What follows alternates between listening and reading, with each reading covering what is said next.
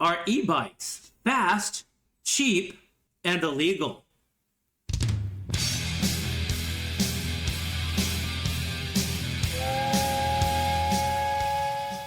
Why, yes, they are.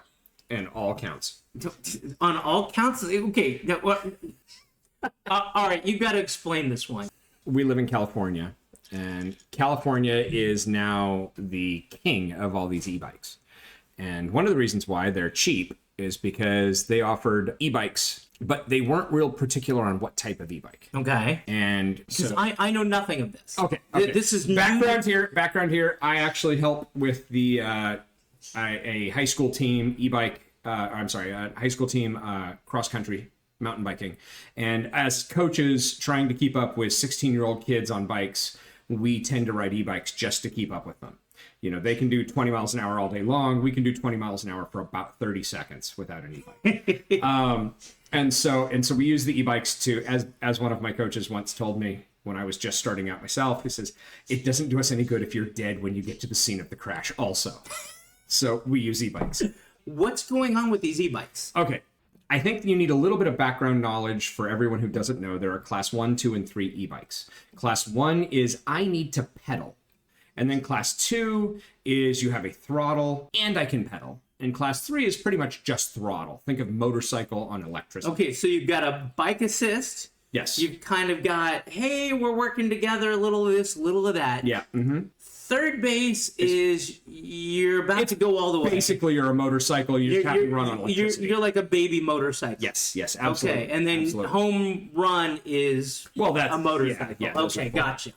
And so class 2 and class 3 are really what you see running around town. Okay, so what was going on with these e-bikes in California? In California, just a little while ago, we passed a little thing that said that if you were low income, you could get, I think it was up to $2,800 or something towards an e-bike, to what they called an e-bike. But nobody really categorized what the e-bike was. Is it a class 1 where you have to put some effort in? Or is it a class 2? Is it a class 3? Also, class 1 is limited to 20 miles an hour. Class 2 and class 3, it's 28 miles an hour. You wouldn't think that 7 miles an hour makes a difference, but it really does. That's pretty, but 28 miles an hour, that's pretty fast, I think. I would say that's pretty fast for old people. Bike. Yeah, oh yeah. For old people like me, that's Honda Elite and Honda Elite 2 scooter speeds.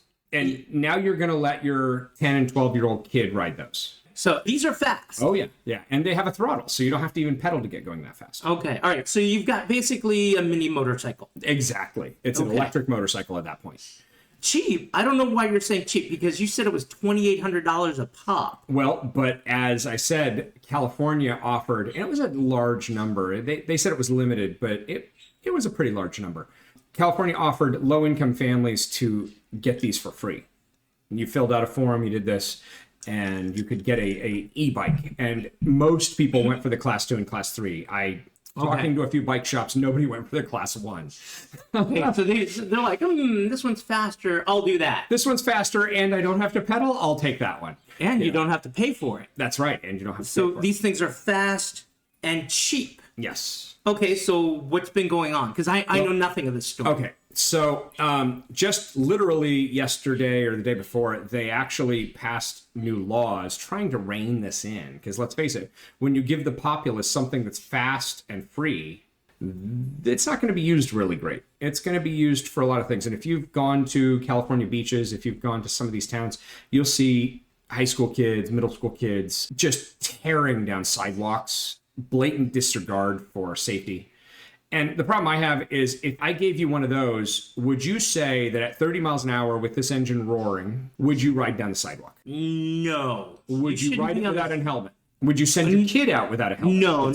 No, you have to have a helmet. Yeah. So should you be able to blow stop signs and stoplights? Oh, heck no. Yeah. No. Well, apparently on an e-bike, all of this goes away. And yet they can still do 28 miles an hour.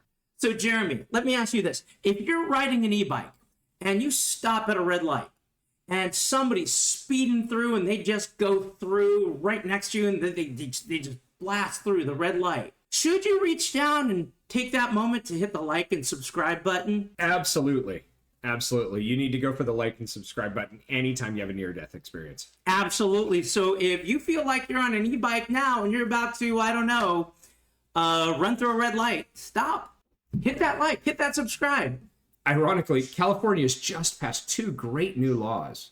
You'd think they would be like, hey, limit the speed. Hey, maybe put some extra requirements in.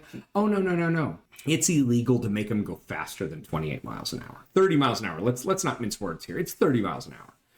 Now, they've also said, oh, by the way, because so many people are riding these at night, we need a reflector and a tail light. Wait, but bikes already come with a taillight. Yes, that's right. You're not allowed to sell a bike without a reflector.